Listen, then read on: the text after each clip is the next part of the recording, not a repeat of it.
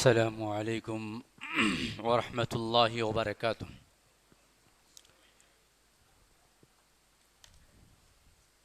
الحمد لله رب العالمين، والصلاة والسلام على رسوله الكريم وعلى آله وصحبه أجمعين، أما بعد. أعوذ بالله من الشيطان الرجيم. بسم الله الرحمن الرحيم. اهدنا الصراط المستقيم صراط الذين أنعمت عليهم غير المغضوب عليهم ولا الضالين، آمين. وقال الله تبارك وتعالى: كنتم خير أمة أخرجت للناس تأمرون بالمعروف وتنهون عن المنكر وتؤمنون بالله. وقال الله تبارك وتعالى: واعتصموا بحبل الله جميعا ولا تفرقوا واذكروا نعمة الله عليكم إذ كنتم أعداء فألف بين قلوبكم فأصبحتم بنعمته إخوانا. قال رسول الله صلى الله عليه وسلم: من قام ليلة القدر إيمانا واحتسابا غفر له ما تقدم من ذنبه. رواہ البخاری. محترم بزرگوں،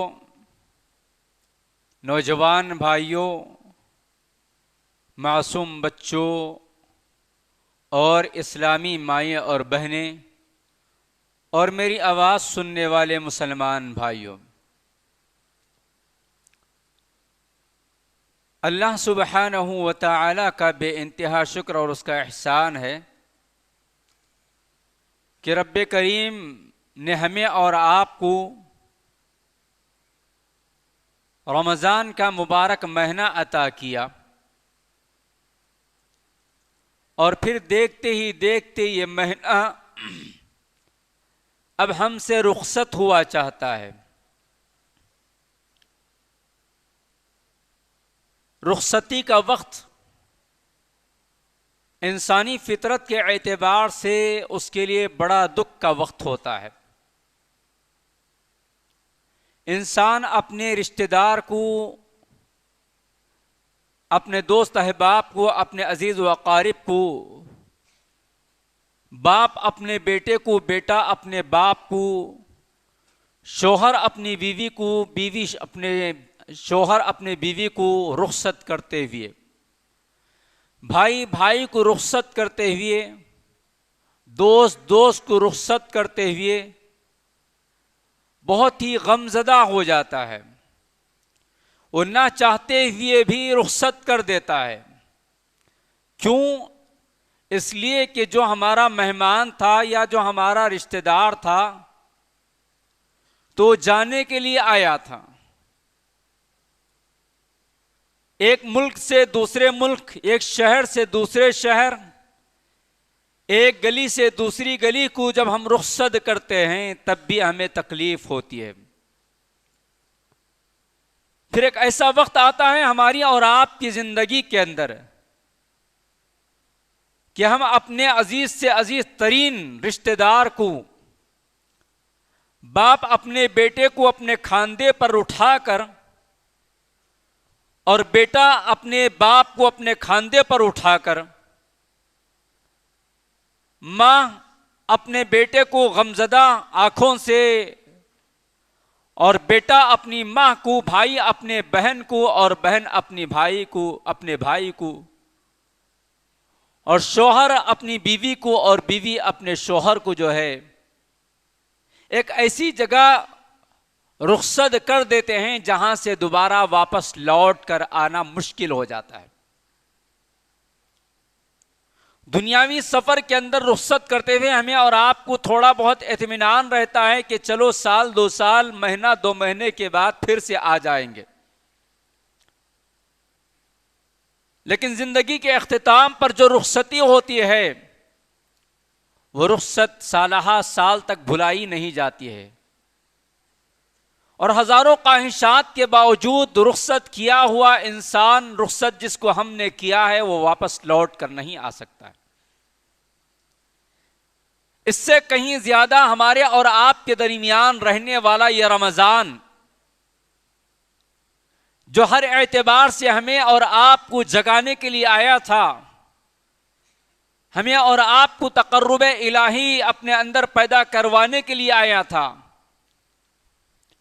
جو نیکیوں کا ایک سیزن لے کر آیا تھا، نیکیوں کا ایک آفر لے کر آیا تھا، یہ آفر والا مہینہ، یہ مبارک مہینہ، یہ سعادتیں والا، رحمتیں والا، برکتیں والا مہینہ اب رخصت ہوا چاہتا ہے، اور مومن اس کے رخصتی پر غمزدہ ہو جاتا ہے، اور اس کو رخصت کرتے ہوئے مومن پریشان ہو جاتا ہے کہ پھر دوبارہ زندگی میں ہمیں یہ مبارک مہینہ ملے گا یا نہ ملے گا، اور اگر مل بھی جائے تو کیا میرے اندر یہ طاقت، یہ سکت، یہ صحت، یہ ہیلتھ رہے گی باقی یا نہیں رہے گی؟ اگر صحت بھی موجود رہے آئندہ رمضان میں تو کیا فرصت ملے گی یا نہیں ملے گی؟ فرصت مل جائے تو کیا موقع اور توفیق الہی ملے گی یا نہ ملے گی؟ ہر اعتبار سے ایک مومن جو ہے پریشان ہو جاتا ہے، غم زدہ ہو جاتا ہے، سوچوں میں وہ ڈوب جاتا ہے۔ ہم اور آپ اس رمضان کو جس طریقے سے گزارنا تھا نہیں گزارا، میرے اور آپ کے پاس اس رمضان کا جو مقام ہونا تھا نہیں ہے، اسی لیے اس کے رخصت ہونے پر مجھے اور آپ کو اس قدر غم نہیں ہو رہا ہے جس قدر حقیقی معنی میں ہمارے اسلاف اور مومنین کو ہوا کرتا تھا۔ اسلاف اکرام اس ماہ مبارک کو پانے کے لیے 6 مہینے سے انتظار کیا کرتے تھے۔ نبی علیہ الصلاۃ والسلام رجب میں داخل ہو جاتے تو اس ماہ مبارک کو پانے کے لیے دعا سکھائی اور دعا کیا کرتے تھے، اور شعبان میں روزہ رکھ کر گویا اس کا استقبال کرتے تھے۔ اور ہمارے اسلاف اس مہینے کے گزر جانے کے بعد اس مہینے میں کیے ہوئے اعمال کے قبول ہونے کے لیے لگاتار 6 مہینے تک رب العالمین کے دربار میں دعا کیا کرتے کہ اے اللہ رمضان میں کی ہوئی ہماری عبادات کو قبول فرما لے۔ عزیزان گرامی قدر، کیا ہمیں اس کے رخصت ہونے پر کوئی غم ہے؟ کیا ہمارا ضمیر احساس دلا رہا ہے؟ کیا ہمارا دل اس بات کی گواہی دے رہا ہے؟ کیا ہمارا نفس ہمیں جھنجھوڑ رہا ہے کہ تمہارے سامنے رمضان آیا تھا، تم نے جیسے کچھ پانا تھا نہیں پایا، یا پایا ہے تو قبول ہوا یا نہیں؟ کیا اس کی فکر ہمیں اور آپ کو لائق ہے؟ اگر ہمیں اور آپ کو اس کی فکر لائق نہیں ہے تو گویا اس کے مقام کو ہم نے نہیں سمجھا، ہم نے نہیں جانا اس کا کیا مرتبہ ہے۔ یہ رمضان بڑا اونچا مقام والا مہینہ ہے، رمضان بڑی فضیلتوں والا مہینہ ہے۔ اس کے فضائل، اس کے مسائل آپ نے رمضان کے مختلف دروس میں سنا ہوگا، سمجھا ہوگا، لیکن اس کی عظمت ہمارے دلوں میں نہیں بیٹھی ہے جس طرح بیٹھنا چاہیے۔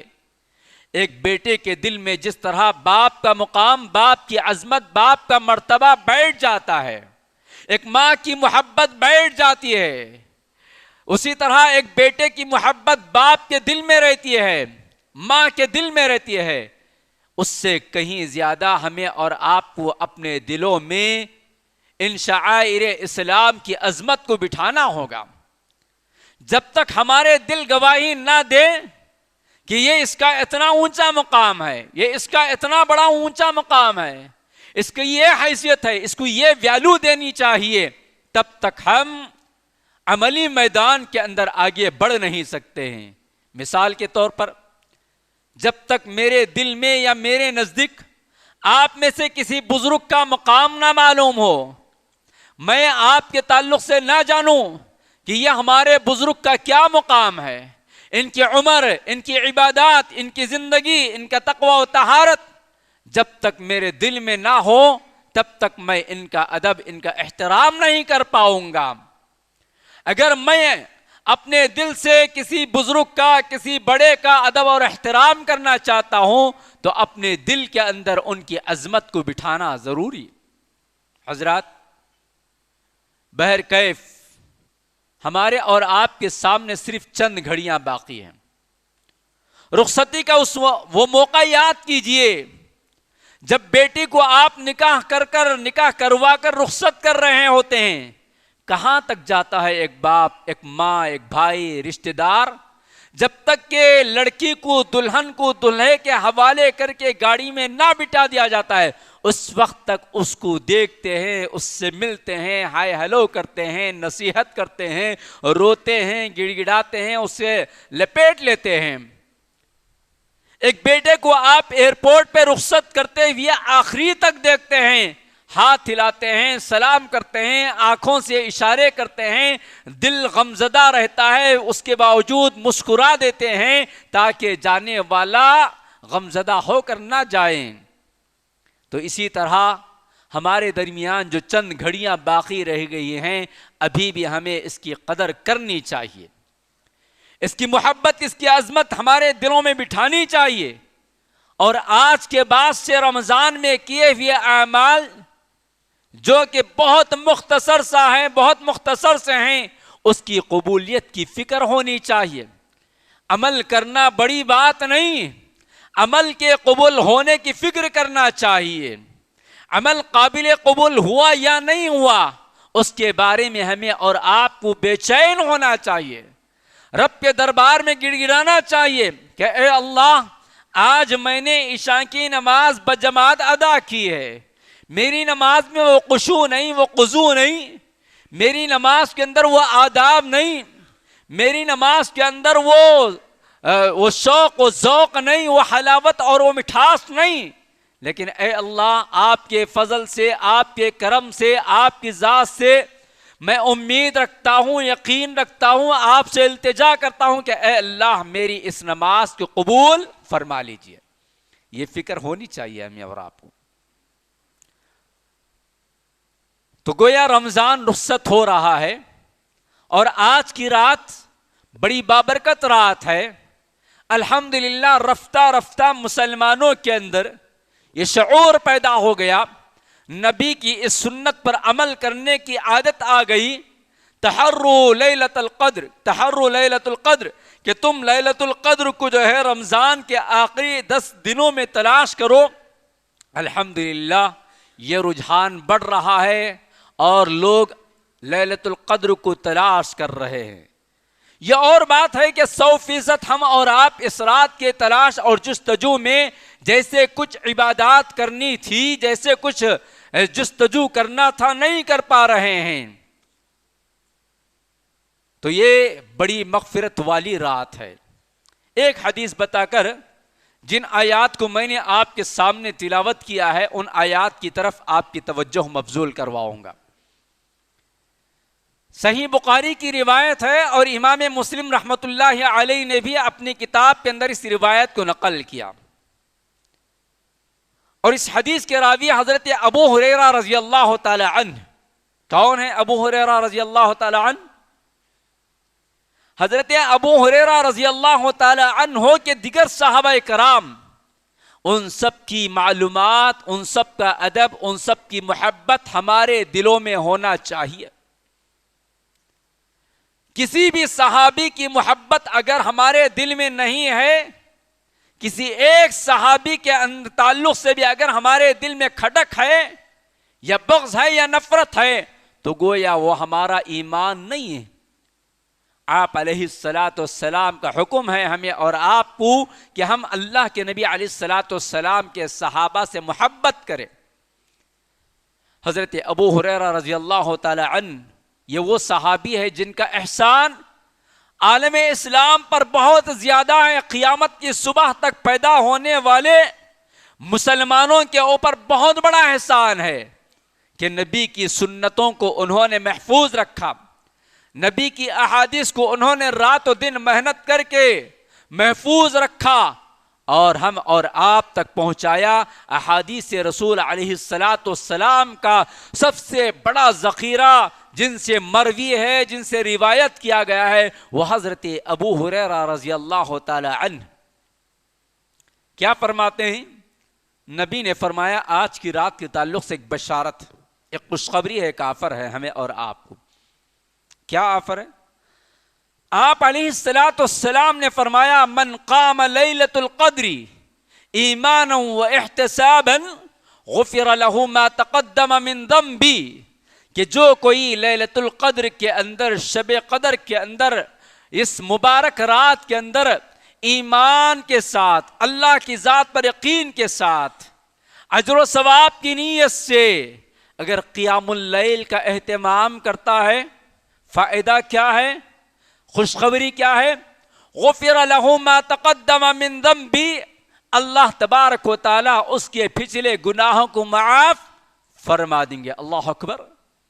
ہے کوئی آفر دینے والا دنیا کے اندر؟ نوجوان طبقہ یہاں بیٹھا ہوا ہے، مارکیٹ کے اندر یہی ایک تلاش رہتی ہے آج کے نوجوان کو کہ عید کے اندر کیا آفر دیا گیا ہے، ہندوؤں کی عید میں کیا آفر، کس نے کیا دیا ہے، بجاج نے کیا دیا، ریلائنس نے کیا دیا، جیو نے کیا دیا ہے۔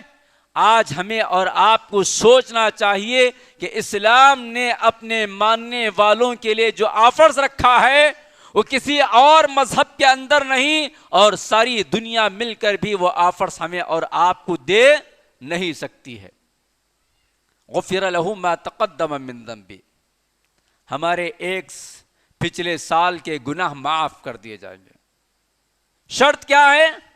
قیام اللیل کا اہتمام، ایمان کے ساتھ، یقین کے ساتھ۔ کیسے ایمان ہونا چاہیے؟ بہت مضبوط ایمان ہونا چاہیے۔ کیسے یقین ہونا چاہیے؟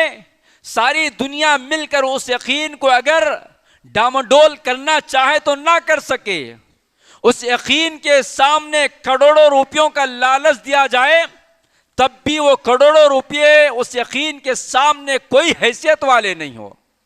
کیسا یقین ہونا چاہیے؟ اس یقین کو خریدنے کے لیے بڑی سی بڑی کرسی دینے کے لیے کوئی آفر دے تب بھی جو ہے ہمارا وہ یقین ڈامڈول نہیں ہونا چاہیے۔ اس کرسی کو لات مارا جا سکتا ہے، اس کرسی کو ٹھکرایا جا سکتا ہے، اس دولت کو، ان پہاڑوں کے خزانوں کو، ان سونوں کے پہاڑوں کو رد کیا جا سکتا ہے، لیکن اللہ کی ذات کے ساتھ جو یقین ہم نے باندھ کے رکھا ہے اجر و ثواب کا، نیکی کا، ثواب کا، اس یقین کے اندر رائی کے دانے کے برابر بھی خلل نہیں آنا چاہیے۔ کیا ہمارا یقین اس قدر مضبوط ہے؟ کیا ہمارا ایمان اس قدر مضبوط ہے؟ کیا ہمارے قیام اللیل کے اندر وہ شوق، وہ ذوق، وہ خضوع، وہ خشوع موجود ہے؟ نہیں ہے، نہیں ہے۔ کیوں؟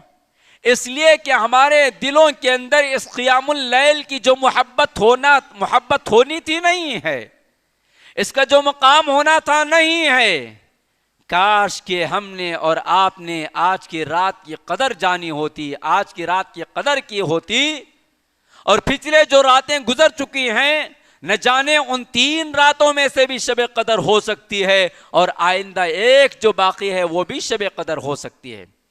دعا کرے کہ اللہ تبارک و تعالی ہم سب کو شب قدر کی قدر کرنے والا بنا دے، اور رمضان کے بقیہ ایام کو بہت ہی بہترین انداز میں سنبھال کر حساب اور کتاب کے ساتھ دیکھ کر اس کو برتنے کی ہمیں توفیق عطا فرمائے۔ اللہ تبارک و تعالی ہمارے گناہوں کی مغفرت فرمائے۔ اس آفر کو سننے کے بعد کس کی خواہش نہیں ہے کہ اللہ آج کی رات ہماری مغفرت نہ کرے؟ ہے ہم میں سے کوئی کہہ سکتا ہے کہ مجھے ضرورت نہیں ہے، میرے گناہ نہیں ہیں، میں نے گناہ نہیں کیے ہیں، آج کی رات مجھے مغفرت کی ضرورت نہیں ہے؟ ہے کسی کو یہ دعویٰ کہ میں ساری زندگی گناہوں سے پاک گزار رہا ہوں، ساری زندگی چھوڑیے، آج کا دن اور آج کے اب تک کے ٹائم کو میں اور اگر آپ کاؤنٹ کر لیں تو ہمیں خود کو اندازہ ہو جائے گا کہ ہم کس قدر گنہگار ہیں، ہے یا نہیں ہے؟ ہماری اپنی نیکیاں گنی جا سکتی ہیں، ہماری اپنی نیکیاں اس قدر کم ہیں کہ ہم آسانی کے ساتھ گن کر بتا دے سکتے ہیں کہ ہم نے اتنے اچھے کام کیے، اتنے بھلے کام کیے، وہ ہماری اپنی نگاہوں میں اچھے ہیں تو ہیں، لیکن قبول ہوئے یا نہیں ہوئے، اللہ اس سے راضی ہوا یا نہیں ہوا، اس کی بھی ہمیں اور آپ کو فکر نہیں ہے۔ لہٰذا جب ہماری خواہش، ہماری تمنا ہے کہ آج کی رات اللہ ہماری مغفرت کرے، اور پھر آج کی رات جو دعا پڑھی ہے اور پڑھائی جاتی ہے، بچوں کو بھی یاد، بوڑھوں کو بھی یاد، جوانوں کو بھی یاد، خواتین کو بھی یاد، مالدار کو بھی یاد، غریب کو بھی یاد ہے، کیا دعا ہے؟ اللہم انک عفو تحب العفو فاعف عنی۔ کیا معنی ہے اس کے؟ اللہم انک عفو، اے اللہ آپ العفو، اے اللہ آپ معاف کرنے والے ہیں، پوری طرح معاف کر کر جو ہے ہمیں پاک اور صاف کر دینے والے ہیں۔ تحب العفو، اور آپ معافی مانگنے کو پسند کرتے ہیں، فاعف عنی، تو اے اللہ آپ مجھے بھی معاف کر دیجئے، مجھے بھی معاف کر دیجئے۔ ابو جان آپ بڑے بھائی کو دلا دیے ہیں تو مجھے بھی دلا دیجئے، آپ ماشاءاللہ بہن کو دے دیے ہیں تو مجھے بھی دے دیجئے۔ کیا کرتا ہے باپ؟ اس لاڑ کو، اس پیار کو بچے کے ساتھ جب بچہ جو ہے اپنے ماں باپ کے ساتھ لاڑ اور پیار کے ساتھ پیش آتا ہے تو نہ چاہتے ہوئے بھی باپ جو ہے پیسہ دے دیتا ہے، کپڑا دلا دیتا ہے، جو چیز اپنی دوسری بیٹی، اپنی دوسرے بیٹے کو دلایا ہے وہ سب کچھ دلا دیتا ہے۔ فاعفو عنی، اے اللہ آپ عفو ہیں، آپ معافی مانگنے کو پسند کرتے ہیں، تو پھر مجھے معاف کر دیجئے۔ کہ یہ ہماری تمنا نہیں ہے نا؟ ہم میں سب سے ہماری سب کی خواہش ہے کہ آج کی رات ہمارے پورے گناہ معاف کر دیے جائیں۔ میرا ایک سوال ہے، میں اپنی ذات سے بھی اور آپ سے بھی کروں گا۔ اللہ کی ذات سے ہم یہ یقین کریں، اللہ کی ذات کے ساتھ خواہش کریں، آرزو کریں، روئیں، کہیں کہ اے اللہ معاف کر دے، تو کیا ہم بھی اپنے بھائی کو معاف کرنے کے لیے تیار ہیں؟ کیا ہم اپنی بہن کو معاف کرنے کے لیے تیار ہیں؟ کیا ہم اپنے بیٹے کو معاف کرنے کے لیے تیار ہیں؟ کیا ہم اپنے دوست کو معاف کرنے کے لیے تیار ہیں؟ کیا ہم اپنے چچا کو معاف کرنے کے لیے تیار ہیں؟ کیا ہم اپنے بھتیجے کو معاف کرنے کے لیے تیار ہیں؟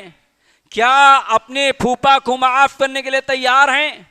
کیا ہم اپنے مسجد میں پڑھنے والے مصلی کو معاف کرنے کے لیے تیار ہیں؟ کیا ہم اپنے پڑوسی کو معاف کرنے کے لیے تیار ہیں تیار؟ کتنا معاف کرتے ہیں ہم اور آپ؟ ہمارے پاس معافی کس چیز کا نام ہے نہیں معلوم ہے۔ سالہ سال ہمارے دلوں میں دشمنی پل رہی ہے، سالہ سال رشتے ٹوٹے ہوئے ہیں، سالہ سال ہو رہے ہیں دوستیاں ٹوٹی ہوئی ہیں، اور پھر بھی ہم ہیں کہ پکے سچے مسلمان ہیں، جنتی ہیں، بہت بڑے بڑے دعوے ہیں۔ دل دیکھیے تو اس قدر سیاہ ہے، دل دیکھے تو دشمنیوں سے بھرا ہوا ہے، دل کے اندر نفرت ہے، دل کے اندر کدورت ہے، دل کے اندر جلن ہے، حسد ہے، کینہ ہے، کپٹ ہے، دل کے اندر گندگی ہے۔ ان تمام چیزوں کو پاک اور صاف کرنے کی فکر ہمیں اور آپ کو نہیں ہے۔ بہن بہن کو معاف کرنے کے لیے تیار نہیں، ساس بہو کو معاف کرنے کے لیے تیار نہیں، بہو ساس کو معاف کرنے کے لیے تیار نہیں، بیوی شوہر کو معاف کرنے کے لیے تیار نہیں، شوہر بیوی کو معاف کرنے کے لیے تیار نہیں۔ میرے بھائیوں، کیا اسی کا نام اسلام ہے؟ کیا اسی کا نام مسلمان ہے؟ ہم سب اللہ کے گھر میں بیٹھے ہوئے ہیں، اپنے اپنے دلوں کا جائزہ لیں کہ ہمارے دلوں کے اندر کس قدر گندگی بھری ہوئی ہے۔ بظاہر نماز بھی پڑھ رہے ہیں، لمبے لمبے سجدے بھی ہم کر رہے ہیں، قیام اللیل کا اہتمام بھی ہے، اللہ نے دولت دے رکھی ہے تو صدقات اور خیرات کرنے میں بھی ہم پیچھے نہیں ہٹتے ہیں، اللہ نے پیسہ دے رکھا ہے، حج اور عمرہ بھی کرتے ہیں ہم، اللہ نے اور توفیق دی ہے اور نیکیوں میں آگے تو بڑھتے ہیں ہم، لیکن نہ بڑھتے ہیں تو آپس میں جو تعلقات ٹوٹے ہوئے ہیں، بکھرے ہوئے ہیں، ان کو جوڑنے کی فکر نہیں ہے، ان کو جوڑنے کی فکر نہیں ہے۔ یہ بات کیوں بتا رہا ہوں میں؟ ابھی میں نے آپ سے عرض کیا، درخواست کیا کہ عمل کرنا بڑی بات نہیں، عمل کی قبولیت کی فکر کرنا چاہیے۔ بتائیے، نبی علیہ السلام نے فرمایا میری امت کے بندوں کے اعمال ہفتے میں 2 مرتبہ اللہ کے پاس پیش کیے جاتے ہیں۔ کون کون سے دن ہیں؟ کون سے دن؟ پیر اور جمعرات۔ کبھی ہم نے فکر کیا ہے پیر کی دوپہر کو بیٹھ کر کہ آج میرے نام اعمال اللہ کے پاس جا رہے ہیں تو کس حالت میں جائیں، کس حالت میں جائیں؟ کبھی جمعرات کی ظہر کی نماز کے بعد ہمیں فکر لائق ہوئی ہے کہ آج جمعرات کا دن ہے، آج شام میرے اعمال اللہ کے دربار میں پیش کیے جائیں گے، تو پھر میرے اعمال کا حشر کیا ہوگا، قبول ہوں گے نہ ہوں گے؟ کیا ہم نے جائزہ لیا ہے؟ ہم اپنے اونر کو شام ہوتے ہی حساب کتاب اس کے حوالے کرتے ہیں، حوالے کرنے سے پہلے 10 مرتبہ چیک کر لیتے ہیں کہ کہیں کسی قسم کی کوئی غلطی نہ ہوئی ہو، کاؤنٹ کرنے میں غلطی نہ ہوئی ہو، حساب کتاب کرنے میں غلطی نہ ہوئی ہو۔ کیوں؟ اس لیے کہ کہیں ناراض ہو کر ہمیں جاب سے نہ نکال دے، ہماری تنخواہ نہ کٹ جائیں۔ کیا ہمیں اپنے رب کے دربار میں ہمارے بھیجے جانے والے اعمال کے تعلق سے فکر ہوئی؟ نبی نے کیا فرمایا؟ آپ علیہ السلام نے فرمایا پیر اور جمعرات کو میری امت کے نام اعمال اللہ کے سامنے پیش کیے جاتے ہیں، اللہ سارے لوگوں کے اعمال کو قبول کر لیتے ہیں سوائے ان دو بندیوں کے جو آپس میں رشتہ توڑ کر بیٹھے ہیں، جو آپس میں رشتہ توڑ کر بیٹھے ہیں۔ بتائیے پیر تک کے ہمارے اعمال اگر اللہ تعالیٰ کے پاس پہنچنے کے باوجود بھی ہماری صرف اس ایک خطا کی وجہ سے، ہماری صرف اس ایک غلطی کی وجہ سے ہمارے اعمال اگر اللہ کے پاس معلق رہے تو کیا فائدہ ہے؟ پیر چلے گئی، جمعرات آ گئی، جمعرات کا بھی یہی معاملہ ہے۔ تو کیا آج کے بعد ہمیں اور آپ کو اس بات کی فکر کرنی ہے کہ نہیں کرنی ہے کہ ہمارے اعمال جائیں تو قابل قبول ہو کر جائیں؟ ہمیں اس کی فکر کرنی چاہیے۔ تو پھر ہر پیر اور ہر جمعرات سے پہلے ہم اپنے رشتوں کا جائزہ لیں، اپنے دلوں کا جائزہ لیں کہ کس کی دشمنی میں اپنے دل کے اندر پال رہا ہوں، کس سے میں نے اپنا رشتہ توڑ رکھا ہے، کس سے میں ناراض ہوں، کون مجھ سے ناراض ہے۔ بھائی ناراض ہے تو منوا لوں، باپ ناراض ہے تو منوا لوں، دوست ناراض ہے تو منوا لوں، بہن ناراض ہے تو منوا لوں، جتنے رشتے جتنے دوست ناراض ہیں ان کو منوا لوں۔ کیوں منوا لوں؟ کس لیے منوا لوں؟ تاکہ میرے اعمال رب العالمین کے دربار میں قبول ہو جائے، یہی فکر ہونی چاہیے۔ ناراض ہیں تو کیوں ناراض ہیں؟ کس وجہ سے ناراض ہیں؟ بتائیے کیا ہماری جو دشمنیاں ہے، الحب للہ والبغض للہ، جو اصول بتایا گیا ہے کہ اللہ کے لیے محبت، اللہ کے لیے دشمنی، کتنے لوگ اللہ کے لیے محبت کرتے ہیں، کتنے لوگ اللہ کے لیے دشمنی کرتے ہیں، کتنے لوگ اللہ کے لیے دشمنی کرتے ہیں؟ اللہ کے لیے دشمنی کرنے کا یا اللہ کے لیے محبت کرنے کی جو صفت ہے وہ تو ختم ہو گئی۔ ہماری دشمنیوں کا محور کیا ہے؟ ہماری دشمنیوں کا ریزن کیا ہے؟ یہی 4 دن کی زندگی کے لیے، اسی 4 دن کی دنیا کے لیے، کہیں پیسے کی لڑائی ہے، کہیں رشتے کا جھگڑا ہے، کہیں بھائی بہن کا رشتہ، کہیں بھائی بہن کی لڑائی ہے، کہیں دوستوں میں چائے پینے کے جھگڑے ہیں، کہیں 1 گز زمین کے جھگڑے ہیں، کہیں 1 اسکوائر فٹ جگہ کے قبضے کے جھگڑے ہیں، کہیں 1500 روپے کے جھگڑے ہیں، کہیں شادی میں دعوت صحیح انداز میں نہ دینے کے جھگڑے ہیں۔ بھائی سے بہن کیوں ناراض ہے؟ اس لیے ناراض ہے کہ بھائی نے بیٹے کا نکاح کیا لیکن مجھے آ کر جس طرح عزت دے کر بلانا تھا نہیں بلایا، اس لیے اب میں شادی میں نہیں آؤں گی، اس لیے میں ہنسی میں خوشی میں غم میں شریک نہیں ہوں گی۔ بھائی جان سے کیوں رشتہ خراب ہے؟ اس لیے کہ بہنوی کی عزت نہیں کی گئی۔ سالے سے کیوں رشتہ خراب ہے؟ یہ ساری کی ساری چیزیں ہمارے گھروں میں چلنے والی چیزیں، آپ سب جانتے ہیں، ہر ایک کے گھر کی ایک کہانی ہے۔ یہ کوئی کتابوں کی باتیں نہیں کر رہا ہوں میں، یہ ہم سب کے گھروں میں چلنے والی کہانیاں ہیں۔ یہ خوشی کے موقع پر، غم کے موقع پر، لین دین کے موقع پر اور دعوتوں کے موقع پر چھوٹی چھوٹی باتوں کو لے کر سالہ سال تک ناراض ہیں، اور نہ جانے بعض لوگ یہاں تک کہہ دیتے ہیں کہ آج کے بعد تم ہمارے لیے مر چکے ہو، نہ تم ہمارے جنازے میں آنا نہ ہم تمہارے جنازے میں آئیں گے۔ کیا یہ حقیقت نہیں ہے؟ یہ حقیقت ہے۔ ایک جانب دنیا کو لے کر ہمارے دلوں میں اس قدر کدورت، اس قدر دشمنیاں ہیں کہ ہمیں ہمارے اعمال کے قبول ہونے کی فکر بھی نہیں ہے، دوسری جانب ہم دین کے نام پر، مسجد کے نام پر، دعوت کے نام پر، اصلاح کے نام پر، تربیت کے نام پر، تزکیے کے نام پر کس قدر دشمنیاں اپنے دلوں کے اندر لے کر بکھرے ہوئے ہیں۔ بظاہر نماز پڑھتے ہیں ہم، بازو بازو کھڑے ہو کر نماز پڑھتے ہیں ہم، بظاہر ہم ہاتھ ملا لیتے ہیں، اسٹیج پر ایک ساتھ بیٹھ لیتے ہیں، بظاہر گلے بھی مل لیتے ہیں، لیکن دل ہمارے اس قدر گندے ہیں کہ پوری طرح صاف نہیں ہے۔ ایک مومن کے لیے دوسرے مومن کا دل کیسے ہونا تھا؟ پوری طرح پاک اور صاف ہونا تھا۔ کیا یہ بھی حقیقت نہیں ہے؟ یہ بھی حقیقت ہے، یہ بھی حقیقت ہے۔ ایک ہی مسجد میں نماز پڑھیں، ایک ہی صف میں کھڑے ہوئیں، ایک ہی ساتھ چائے بھی پیتے ہیں، ایک ہی ساتھ گفتگو بھی کرتے ہیں، رشتہ داریاں بھی رہتے ہیں، سب کچھ رہتے ہیں، لیکن پھر بھی دشمنی دین کے نام پر کر رہے ہیں، جبکہ حقیقت میں وہ دین کے نام پر نہیں ہے دشمنی، دین کے نام پر نہیں ہے وہ دشمنیاں۔ وہ دشمنیاں اپنی خواہشات کے لیے، اپنے عہدوں کے لیے، اپنے جاہ و منصب کے لیے، اپنی کرسی کے لیے، اپنے عہدے کے لیے، اپنے اسٹیٹس کے لیے، اپنی عزت کے لیے ہے، اپنی شان و شوکت کے لیے ہے۔ تو کیا پھر بھی ہم مسلمان ہیں؟ کیا پھر بھی ہم اس بات کا یقین رکھیں کہ ہمارے اعمال بہت اچھے ہیں، ہم جنتی ہیں؟ تو کیا کرنا چاہیے آج کی رات؟ 2 منٹ ٹائم ہے آپ کے پاس، 2 منٹ آپ کے پاس ٹائم ہے، اس ٹائم کا فائدہ اٹھائے۔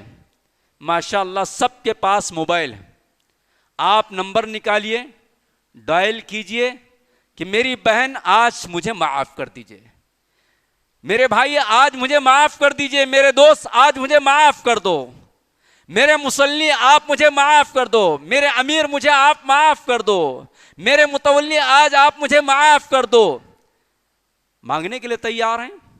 معافی مانگنے میں شرم محسوس ہوتی ہے، نبی نے کیا فرمایا؟ معافی مانگنے والا بڑا ہوتا ہے۔ انسان ہماری فطرت سے اس قدر واقف ہے اسلام کہ ہر چیز کا اسلام نے ذکر کر دیا۔ ظاہر سی بات ہے میری اور آپ کی گفتگو بند ہے، آمنا سامنا ہوتا ہے تو آپ کو دیکھ کر میں منہ پھیر لیتا ہوں، آپ مجھے دیکھ کر راستہ بدل لیتے ہیں۔ نبی نے کیا فرمایا؟ ایسے موقع پر جو آگے بڑھ کر سلام کر لیتا ہے، ایسے بڑھ کر جو آگے بڑھ کر مل لیتا ہے، اس کا مقام بڑا ہے، اس کا مقام بڑا ہے۔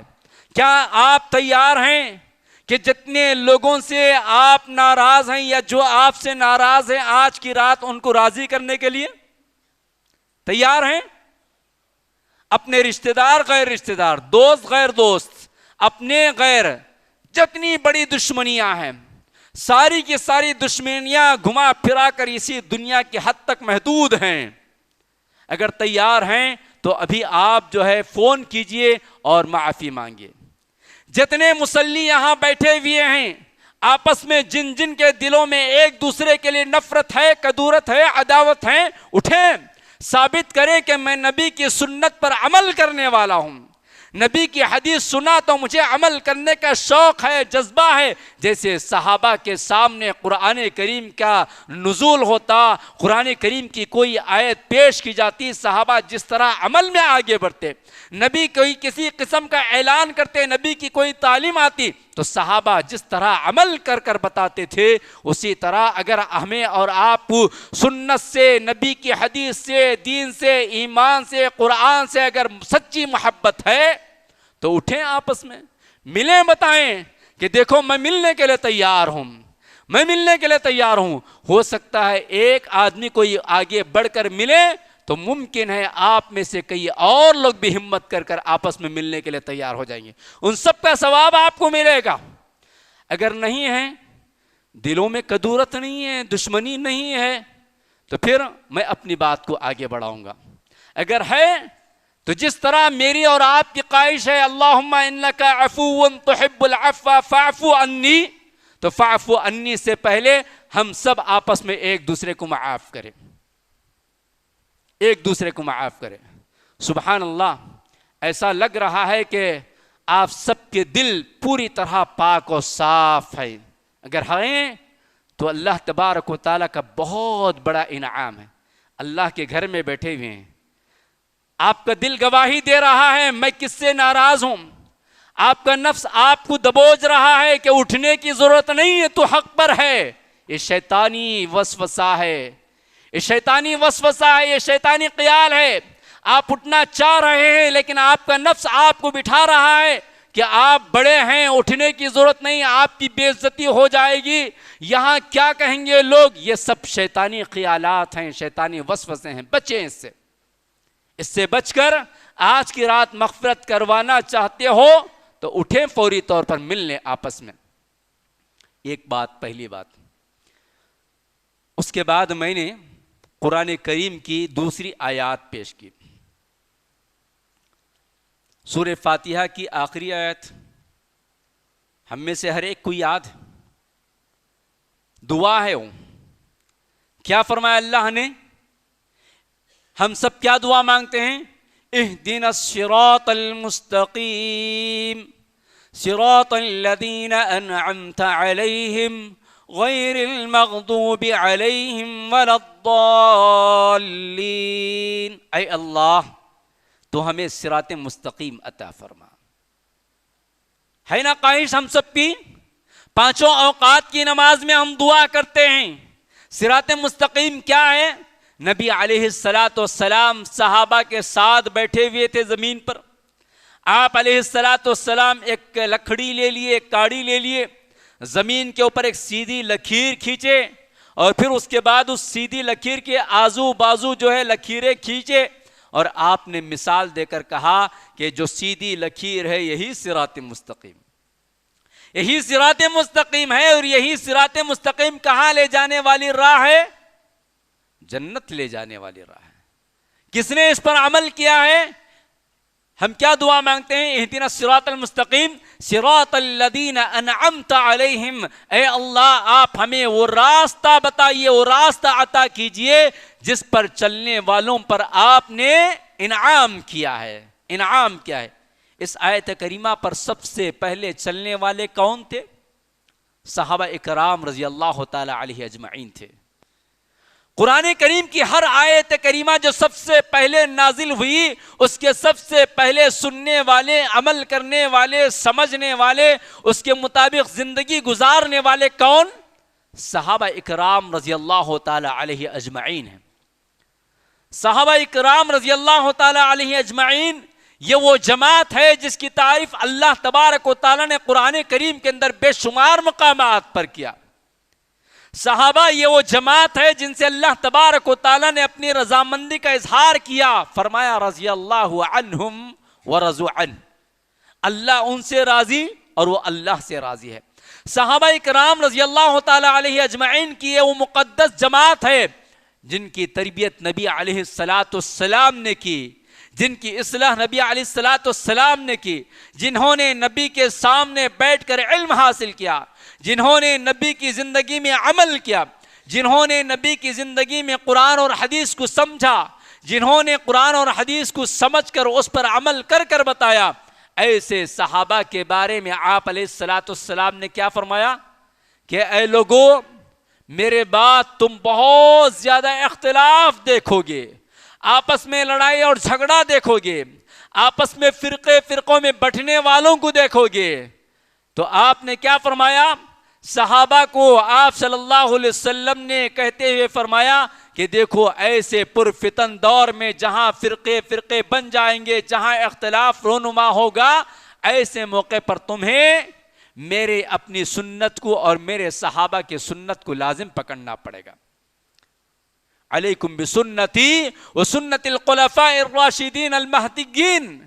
آپ نے کیا فرمایا؟ تم پر میری سنت واجب ہے، تم میری سنت کو لازم پکڑو، تم میرے راستے کو لازم پکڑو اور میرے خلفاء راشدین کے راستے کو لازم پکڑو تو تم کامیاب ہو جاؤ گے۔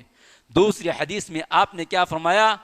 پچھلی قوموں میں بنی اسرائیل میں اور یہودیوں میں 72 اور 71 فرقے پیدا ہوئے، اور میری امت میں 73 فرقے پیدا ہوں گے، اور سب کے سب کہاں جائیں گے؟ سب کے سب جہنم میں جائیں گے، الا ملۃ واحدہ، سوائے ایک جماعت کے، سوائے ایک گروہ کے۔ صحابہ نے پوچھا اے اللہ کے نبی علیہ الصلوۃ والسلام، وہ گروہ کیا ہے، وہ جماعت کیا ہے، وہ ملت کون سی ہے؟ آپ نے کیا فرمایا؟ آپ نے کوئی بڑی بات نہیں کی، آپ نے آسان سا ایک چھوٹا سا فارمولا بتایا۔ آپ نے ایک فارمولا بتایا، جیسے میتھمیٹکس کے فارمولے ہوتے ہیں، سائنس کے فارمولے ہوتے ہیں، آپ نے بھی ہمیں اور آپ سب کو ایک اصول، ایک فارمولا بتایا۔ آپ نے فرمایا ما انا علیہ واصحابی، اور دوسری روایت میں الیوم کا لفظ ہے کہ آج کے دن میں اور میرے صحابہ جس راستے پر عمل کر رہے ہیں، اس راستے کے فالوورز کامیاب ہو جائیں گے، اس راستے کو اختیار کرنے والے جنت میں جائیں گے، اس راستے سے ہٹنے والے، بھٹکنے والے، بہکنے والے، بہکانے والے، وہ سب جہنم میں جائیں گے۔ میرے بھائیوں، کیا اللہ تبارک و تعالیٰ کا شکر اور اس کا احسان نہیں ہے کہ اللہ تبارک و تعالیٰ نے ہمیں ایمان سے نوازا، ایمان سے نوازا، اور ایمان جو سب سے بڑی نعمت ہے، اس ایمان کی قدر و قیمت صحابہ نے جانا، اور جیسے کچھ جاننا تھا ہم نہیں جانتے ہیں، لیکن اس کے باوجود دیگر انسانوں کے درمیان جب اگر ہم اپنا موازنہ کرتے ہیں تو اللہ تبارک و تعالیٰ کا شکر بجا لانا چاہیے کہ مقدس پیشانی، جہاں اوروں کی پیشانیاں جھاڑوں کے پاس، درختوں کے پاس، پتھروں کے پاس، سمندروں کے پاس، سانپ اور بچھو کے پاس، پیسوں کے سامنے، انسانوں کے سامنے، لنگوں کے سامنے، گونگوں کے سامنے، مردوں کے سامنے، پہاڑوں کے سامنے، نہ جانے کہاں کہاں جھک رہی ہے مقدس پیشانی، لیکن اللہ تبارک و تعالیٰ کا کس قدر شکر اور اس کا احسان ہے، کتنی بڑی دولت سے اللہ نے نوازا ہمیں کہ اس مقدس پیشانی کو اللہ سوائے اپنے آگے کہیں اور جھکانے کا ہمیں اور آپ کو، جھکانے سے ہمیں اور آپ کو بچا لیا ہے، بچا لیا ہے۔ اسی ایک نعمت پر ساری زندگی شکر ادا کرے تو کم۔ آپ نکلیے باہر، دیکھیے آپ کہیں سانپ کی پوجا، کہیں جھاڑ کی پوجا، کہیں پتھر کی، کہیں پیسے کی، کہیں لنگوں کی، کہیں عورتوں کی، کہیں بوڑھوں کی، کہیں مردوں کی، کہیں پانی کی، کہیں جانوروں کی، کہیں فلاں فلاں ہر چیز کی ایک جانب وہ، تو دوسرے کلمہ گو مسلمان بھائیوں کو بھی آپ دیکھیں، مزاروں کے حوالے، پجاروں کے حوالے، اولیاء کے نام پر باباؤں کے حوالے، جہاں اپنا ایمان، اپنی عزت، اپنی آبرو، اپنا پیسہ، اپنا مقام سب کچھ کھو رہے ہیں۔ کیوں؟ اس لیے کہ اندھی عقیدت کے اندر مبتلا ہو گئے اور توحید خالص سے وہ محروم ہیں۔ اس لیے نہ جانے وہ ہر جھنڈے کے پاس، ہر جھاڑ کے پاس، ہر مرے ہوئے انسان کے پاس، ہر گونگے کے پاس، ہر لنگے کے پاس ولی کے نام پر جا جا کر اپنا ایمان فروخت کر رہے ہیں، اپنا پیسہ، اپنی عزت، اپنی آبرو بیچ رہے ہیں۔ ان کو تاگوں میں ایمان نظر آ رہا ہے، تعویذ میں ایمان نظر آ رہا ہے، ان کو جالیوں میں ایمان نظر آ رہا ہے، انہیں چادر میں ایمان نظر آ رہا ہے، ان کی پریشانیوں کا حل مردوں کے پاس نظر آ رہا ہے۔ لیکن اللہ کا کس قدر شکر ہے کہ اللہ تبارک و تعالیٰ نے ہمیں اور آپ کو اس کے دربار میں حاضر ہو کر ہاتھ اٹھانے کا موقع دیا، ان ہاتھوں کو کہیں اور جھکانے نہیں دیا، ان ہاتھوں کو کہیں اور پھیلانے کا موقع نہیں دیا۔ یہ سوائے اللہ تعالیٰ کی توفیق اور اس کی نعمت اور اس کے انعام کے کوئی اور چیز نہیں ہے۔ کہ یہ اللہ کا شکر نہیں ہے کہ اللہ نے ایمان کی دولت سے سرفراز کیا، اور پھر اس کے بعد کیا کیا اللہ نے؟ اہدنا الصراط المستقیم کے تحت ایک سچے اور سیدھے راستے پر عمل کی ہمیں اور آپ کو توفیق بخشی۔ حضرات، آج کا یہ دور تلوار، بندوق، جنگ و جدال کا دور نہیں، آج کا یہ دور غلط افکار کے ذریعے جنگ لڑنے کا دور ہے۔ ہر آئے دن غلط فکر پیدا ہو رہی ہے۔ ابھی آپ نے دیکھا ہوگا سوشل میڈیا پر ہمارے پڑوسی ملک کے اندر ایک خاتون نے نبی ہونے کا دعویٰ کیا اور اس کے پیچھے بھی چلنے والے آ گئے۔ ہمارے اس ملک کے اندر، ہمارے اپنے آندھرا کے اندر، ہمارے اپنے شہر حیدرآباد کے اندر نہ جانے کیسے کیسے نمونے قسم کے، پاگل قسم کے لوگ نوجوانوں میں اور ادھیڑ عمر میں پیدا ہو رہے ہیں اور کہہ رہے ہیں کہ میں نبی ہوں، میں مہدی ہوں، میں عیسیٰ ہوں، میں موسیٰ ہوں، میں محمد ہوں. ان کے بھی فالوورز پیدا ہو جا رہے ہیں. یہ غلط فکر، غلط عقیدہ، ایمان سے ہٹانے والے باطل افکار اور باطل خیالات کے درمیان جہاں ایک جانب یہ ہیں، دوسری جانب مسلمانوں کے اندر بھی بہت سارے غلط فکریں پائی جاتی ہیں. قرآن کو اپنے عقل کے مطابق، حدیث کو اپنے عقل کے مطابق، حدیث کو اپنے خواہشات کے مطابق، یہ سب ایسے موقع پر اللہ تبارک و تعالیٰ نے ہمیں اور آپ کو کس کا فالوور بنایا؟ اللہ اس کے رسول کے فالوور بنے ہم اور آپ. اللہ اور اس کے رسول کے فالوور بنے اور قرآن اور حدیث کو ہم نے ایسا سمجھنے کی کوشش کی جیسے صحابہ نے سمجھا، جیسے صحابہ نے سمجھنے کی کوشش کی. کیوں کوشش کی؟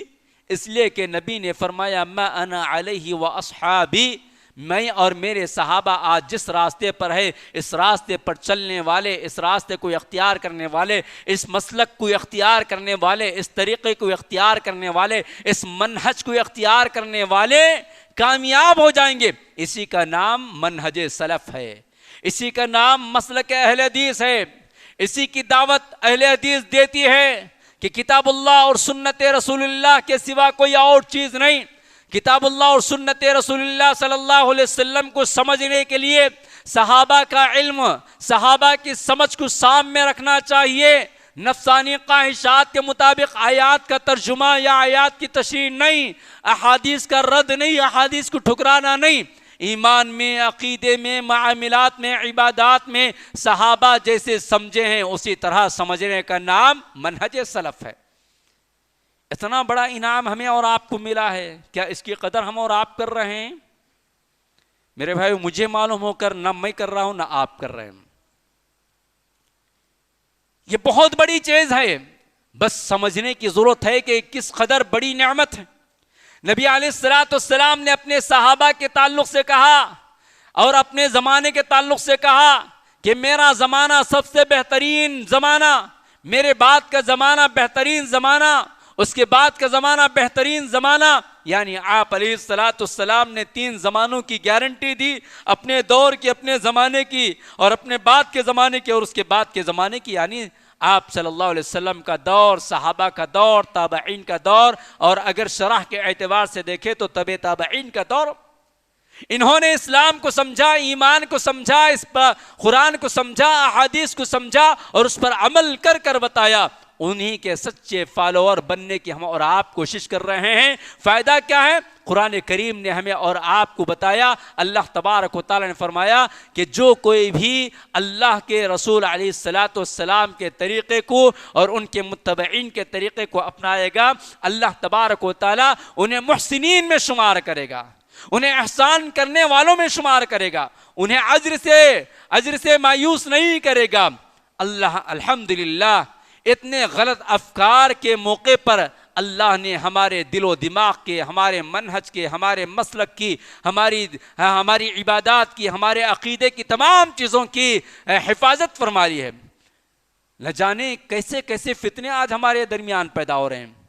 کوئی اٹھتا ہے، کوئی کہتا ہے کہ دیکھو علاج کروانے کی ضرورت نہیں ہے، صرف قرآن پڑھ لینا کافی ہے، قرآنی آیات پڑھ لینا کافی ہے. اس کے بھی فالوور بن جاتے ہیں.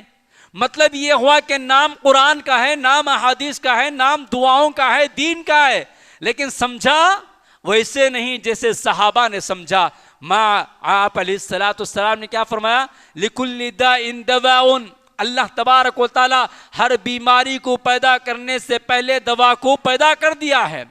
دوا کا استعمال کرنا بھی اللہ تبارک و تعالی کے احکامات میں سے ایک حکم ہے. کوئی ان کا فالوور بن رہا ہے، کوئی خواتین کا فالوور بن رہا ہے، کوئی کیا کہتے ہیں قادیانیوں کا فالوور بن رہا ہے. اور آج کے سوشل میڈیا کے دور کی وجہ سے نہ جانے آج گوگل کو جو ہے آپ نے اپنا معلم، گوگل کو آپ نے اپنا استاذ تسلیم کر لیا ہے، اور گوگل کے ذریعے فتوے، گوگل کے ذریعے علم حاصل کرنا، نہ جانے شیعہ کے کتنے ایسے ویب سائٹ ہیں، قادیانوں کی کتنے ایسے ویب سائٹ ہیں جو ایمان کے نام پر، اسلام کے نام پر، قرآن کے نام پر ہر لینگویجز کے اندر کھول کر رکھ دیے گئے ہیں، اور نوجوان طبقہ ہے کہ 1 سیکنڈ کے اندر ہم علم حاصل کر سکتے ہیں، 1 منٹ کے اندر ہم علم حاصل کر سکتے ہیں، گوگل میں مارتے ہیں اور سرچ کرتے ہیں اور سمجھتے ہیں کہ یہی صحیح دین ہے، یہی سچا عمل ہے۔ نہیں میرے بھائیو، ایسا نہیں ہونا چاہیے۔ ہمارا ہر عمل، ہمارا عقیدہ، ہماری عبادت، ہمارے معاملات، ہمارے اخلاق، ہمارا کیریکٹر، ہمارا کردار، ہماری شب و روز، سب کچھ اللہ کے نبی علیہ الصلاۃ والسلام اور اصحاب رسول علیہ الصلاۃ والسلام کے طریقے پر ہونا چاہیے۔ یہ اللہ تبارک و تعالیٰ کا بہت بڑا فضل اور اس کا کرم ہے کہ اللہ تبارک و تعالیٰ نے ہمیں اور آپ کو صحیح اور سچے منہج کا پیروکار بنایا۔ اس منہج کی حفاظت کیجئے، اس مسلک کی حفاظت کیجئے، اس منہج کو عام کیجئے۔ کس کے ذریعے؟ علم کے ذریعے، دعوت کے ذریعے، اپنے اخلاق کے ذریعے، اپنے کردار کے ذریعے، اپنے اچھائیوں کے ذریعے، خدمت کے ذریعے، دلوں کو موہ لیتے ہوئے، آداب اور احترام کے ذریعے اس منہج کو، اس مسلک کو، اس تعلیم کو عام کیجئے، بجائے اس کے ہم آپس میں تنظیم کے جھگڑوں میں الجھ کر رہ جائے، جمعیت اور جماعت کے جھگڑوں میں الجھ کر رہ جائے، اور نہ جانے ہماری قوت ٹوٹ جائے اور ہماری قوت بکھر جائے، اور دیکھنے والا دشمن یہ سمجھے کہ دیکھو کل تک 1 مسجد والے تھے، آج اللہ نے انہیں 4 مسجدوں سے نوازا ہے، لیکن 4 ٹکڑیوں میں نہیں بلکہ 40 ٹکڑیوں میں لوگ بٹ چکے ہیں۔ میرے بھائیوں، آپ کو بتاتا چلوں، 95 میں جب یہاں میں پہلی مرتبہ تراویح پڑھانے کے لیے آیا تھا، مول ساگر کی جو مسجد محمدیہ ہے وہی ایک مسجد، اس مسجد میں بھی گنے چنے 2-4 افراد صحیح منہج اور صحیح مسلک کے پیروکار تھے، لیکن اللہ تبارک و تعالیٰ کا کرم ہوا کہ اللہ تبارک و تعالیٰ نے پھر سے اس شہر کے اندر، اس شہر میں جو ہے صحیح منہج، صحیح مسلک، قرآن اور حدیث کو، نبی کے طریقے کو اپنانے والوں کی ایک تعداد بڑھتی گئی۔ اور یاد کیجئے مئی کے مہینے کی ان تاریخوں کو جہاں گرمی کی بڑی شدت ہوتی ہے، جہاں نندیال کے ان پہاڑی علاقوں کے اندر گرمی اپنے شباب پر ہوتی ہے۔ یاد کیجئے 9 مئی 2010 کا وہ کانفرنس جو اس جنگل نما شہر کے اندر جو ہے آج منگل کی طرح یہ نظر آنے والا مسجد کا باہر کا حصہ، کس قدر قربانیاں دی گئی ہوگی۔ کیا جانتے ہیں، کیا سمجھتے ہیں کہ یہ منہج، یہ مسلک، یہ جمعیت، یہ جماعت ایسے ہی پھل پھول جائے گی؟ اس کے پیچھے قربانیاں دینے والوں کی 1000 قربانیاں ہیں، ہر طرح کی قربانیاں دی گئی ہیں۔ یہ پوری طرح جنگل تھا، یہاں کچھ ذمہ داران بیٹھے ہیں، یہاں کچھ بزرگ بیٹھے ہوئے، کچھ نوجوان بھی بیٹھے ہوئے جو جانتے ہیں کہ سن 2010 کے اندر یہاں کیا تھا۔ یہ روڈیں آج کرنول سے یہاں تک آنے کی جو سہولت ہے وہ سہولت نہیں تھی، پہاڑ کا روڈ تھا۔ آپ جانتے ہیں ایک لاری اگر اٹک گئی تو دوسرے کہاں تک ٹریفک جام ہو جاتی تھی، کتنے لاریاں گر کر پڑ جاتی تھی نیچے۔ ایسے پرخطر راستے سے رات و دن یہاں آ کر گرمی کے اس موسم میں بھوک کو، پیاس کو برداشت کر یہاں جو کانفرنس منعقد کی گئی، جس میں پورے ہندوستان کے بڑے بڑے چنندہ علماء کو آپ کے اس شہر میں بلانے کی کوشش کی گئی، جو سب سے پہلی مرتبہ ہمارے جنوب، ہمارے ساؤتھ انڈیا میں سب سے پہلے آپ کے شہر نندیال میں آئے، اور اس کے بعد جو ہے دوسری جگہ وہ شہرت یافتہ کہلائے۔ ایسے ہی نہیں بنی، یہ مسجد اسی وقت بنی تھی۔ اس مسجد کے پیچھے بھی جو ہے 1000 طرح کی قربانیاں ہیں، 1000 مرتبہ سفر ہوئے ہیں بلاری کے، 10 مرتبہ سفر ہوا ہے کرنول کا، مسجد محنت کی گئی ہے، اور اسی جلسے کے، اسی کانفرنس کے موقع پر جو ہے اس مسجد کا افتتاح بھی تھا، اور پھر جو ہے اس کے بعد اللہ تبارک و تعالیٰ کا فضل اور کرم ہوتا گیا کہ یہاں تعداد بڑھتی گئی، اور اللہ تبارک و تعالیٰ نے آپ سب کو ایک اور موقع دیا کہ مسجد توحید کے نام سے آپ لوگوں نے جگہ کا انتظام کر لیا، اور اب انشاءاللہ وہاں نماز بھی ہو رہی ہے۔ تو 4 کے بجائے جو ہے ہمارا اتحاد، 4 کے بجائے ہماری قوت، ہمارا اتفاق جو ہے ہمیں اور آپ کو کہاں پہنچائے گا؟ 4 سے 40 ہو جائیں گے، 4 سے 400 ہو جائیں گے، یہاں 1000 کے بجائے 2000 کے بجائے لاکھوں کی تعداد میں جو ہے صحیح منہج اور صحیح مسلک کے اوپر عمل کرنے والے بن جائیں گے۔ شرط یہ ہے کہ ہماری یہ جو بند مٹھی ہے اس کو بند رکھیں، اس بند مٹھی کو بند رکھیں، ظاہر ہونے نہ دیں ہمارے اختلاف کو، اختلاف ظاہر میں بھی نہیں باطن میں بھی نہیں ہونا چاہیے۔ اللہ کا حوالہ دے کر آج کی اس مقدس رات میں آپ سب سے التماس کرتا ہوں کہ میں اور آپ جس منہج کے، جس مسلک کے، جس جمعیت کے، جس تنظیم کے پیروکار ہیں، ہمارے اسلاف کی بڑی بڑی قربانیاں ہیں، ہمارے علماء کی بڑی بڑی قربانیاں ہیں، انہوں نے اس جمعیت کو، اس مسلک کو بنانے کے لیے، سنوارنے کے لیے، اس کو عام کرنے کے لیے کیسے کیسی قربانیاں دی ہیں جانتے ہیں؟ تاریخ پڑھیے، آپ ہماری تاریخ کو پڑھیے، ہمارے علماء کی قربانیوں کو پڑھیے، ہماری جمعیت و جماعت کے پیچھے لگی ہوئی قربانیوں کو پڑھیں تو تب معلوم ہوگا ہمیں کہ آخر ہے کیا یہ، ہمیں کیا کرنا چاہیے، کیوں پیدا کیے گئے ہیں، ہم کیا کر رہے ہیں، کس لیے یہ سب کا سب شیطان ہمارے درمیان کھیل رہا ہے۔ میرے بھائیوں، بڑا دکھ ہوتا ہے جب یہاں کے حالات سنتے ہیں کہ ہر طرح کی قربانی کے بعد یہاں کی جمعیت کو مستحکم کیا گیا تھا، یہاں کے لوگوں کو بتایا گیا تھا پورے شہر کے اندر، پورے ضلع کے اندر، پورے آندھرا کے اندر کہ شہر نندیال کے اندر بھی مسلک اہل حدیث کے چند نوجوان، مسلک اہل حدیث کے چند لوگ جو ہیں یہاں بھی موجود ہیں، آئیں آپ یہاں آئیں۔ کیسے بڑے بڑے علماء اکرام، کیسی کیسی قربانیاں یہاں دی گئی ہیں۔ بتانے کا مقصد یہ ہے کہ اللہ کے لیے دلوں کو جہاں صاف کرنے کا میں نے آپ سے اپیل اور درخواست کی ہے، وہیں پر یہ سارے کے سارے نفرتوں کو، جھگڑوں کو ختم کر کے سب کا مقصد ایک ہی ہو، سب کی زندگی کا مطلوب ایک ہی ہے۔ قرآن نے کیا کہا؟ کنتم خیر امت اخرجت للناس تأمرون بالمعروف وتنہون عن المنکر۔ ہم داعی ہیں، ہماری پیدائش کا مقصد ہی جو ہے لوگوں کو ہدایت کی جانب بلانا ہے، لوگوں کو رب العالمین کی توحید کی جانب بلانا ہے۔ اگر ہم خود ان جھگڑوں میں الجھ کر رہ جائے اور کل کوئی رب العالمین کے دربار میں، حشر کی عدالت میں، حشر کے میدان میں کوئی شکایت کریں کہ اے اللہ، ہم آپ کے بندوں کے مسجد مبارک کے پڑوسی تھے لیکن ہمیں خالص دین و ایمان کی دعوت کسی نے نہیں دی ہے، اے اللہ آپ کا فلاں بندہ جو ہے صحیح دین و ایمان پر عمل کرنے والا تھا لیکن وہ آپس کے جھگڑوں میں اس قدر ملوث تھے، اس قدر مگن تھے کہ ہم تک آپ کے سچے دین کو اور ایمان کو پہنچانے کی انہیں توفیق نہیں ملی یا انہیں ٹائم ہی نہیں ملا، تو اس وقت میرا اور آپ کا جواب اللہ کے دربار میں کیا ہوگا؟ سوچئے۔ یہ کرسی آتی اور جاتی رہے گی، یہ عہدے آتے اور جاتے رہیں گے۔ اللہ نے مجھے توفیق دی، دین کی خدمت کر لیا، اللہ نے آپ کو توفیق دی، اللہ کے دین کی خدمت کر لیا۔ اللہ سے مانگے، اللہ سے توفیق مانگے کہ اے اللہ میں آپ کی دین کی خدمت کرنا چاہتا ہوں، میں آپ کے گھر کی خدمت کرنا چاہتا ہوں، آپ کی توفیق کے بغیر کچھ نہیں کر سکتا۔ کیا فرمایا اللہ تعالیٰ نے؟ حضرت ابراہیم علیہ السلام کی سیرت کو پڑھنا چاہیے ہمیں، حضرت ابراہیم علیہ السلام کی سیرت کو پڑھنا چاہیے ہمیں۔ اللہ تبارک و تعالیٰ نے حضرت ابراہیم کو کیا حکم دیا تھا؟ باپ اور بیٹے نے مل کر کیا بنایا؟ باپ اور بیٹے نے مل کر کیا بنایا؟ کعبۃ اللہ۔ اس سے بھی بڑھ کر کوئی مقدس گھر ہو سکتا ہے؟